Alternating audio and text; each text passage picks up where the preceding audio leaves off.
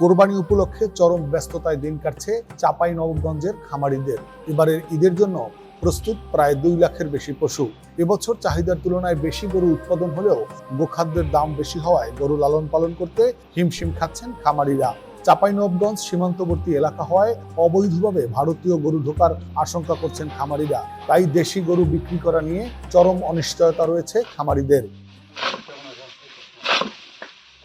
জেলা প্রাণী সম্পদ কার্যালয় সূত্রে জানা গেছে, চাঁপাইনবাবগঞ্জ জেলার 5টি উপজেলায় ছোট বড় মিলিয়ে 2,26,050টির মতো কোরবানির জন্য পশু প্রস্তুত করা হয়েছে।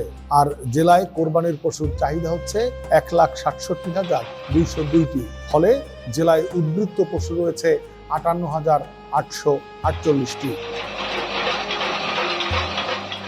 নাচল উপজেলার খামারি রবিন জানান, আমরা প্রাকৃতিক উপায়ে গরু লালন পালন করেছি।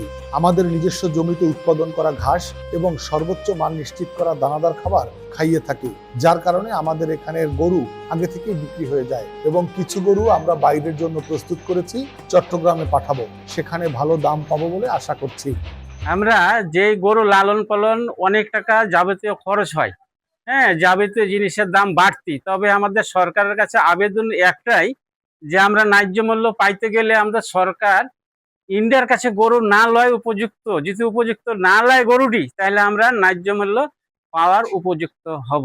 এই দেশীয় খাদ্যওয়ালা কাঁড়ি, যেমন আমাদের ঘাস জমির থেকে লালন পালন করে গরুকে খাদ্য করে একবারে সুন্দরভাবে গরুকে একবারে ইয়ার মতো, এই ছেলেদের মতো, ছেলে মেয়েদের মতো লালন পালন করে এটা আমরা ঈদে বিক্রি করি। এটাই আমাদের একটু ব্যবসা বাণিজ্য। আরেকজন গরুর খামারি সাইফুল জানান, এবারে লাভের আশায় গরু লালন পালন করেছি।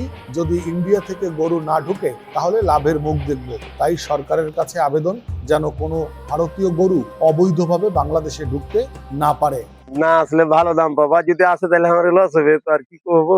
কথা হলো কি, সরকার যদি গরু না ঢুকায় বাংলাদেশে ভারতে, তাহলে আমাদের ব্যবসা ভালো হবে এবং সঠিক সরকারকে একটা পদক্ষেপ নেওয়া লাগবে। চাঁপাইনবাবগঞ্জের ভারপ্রাপ্ত জেলা প্রাণী সম্পদ কর্মকর্তা ডাক্তার শারমিন আক্তার বলেন, ঈদুল আজহা বাংলাদেশের একটি বৃহৎ উৎসব। এই বৃহৎ উৎসবকে কেন্দ্র করে জেলা ও উপজেলা প্রাণী সম্পদ অধিদপ্তরের একটা চ্যালেঞ্জ থাকে।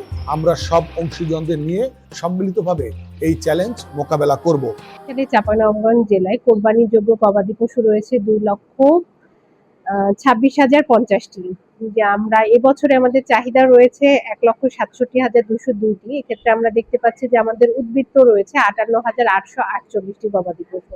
আমাদের 13,942 জন খামারি তারা প্রস্তুত করেছেন এবার 2,26,050টি গবাদি পশু। এক্ষেত্রে আমরা দেখতে পাচ্ছি যে আমাদের প্রায় 30% গবাদি পশু উদ্বৃত্ত রয়েছে। Desk report, next Bangladesh 24।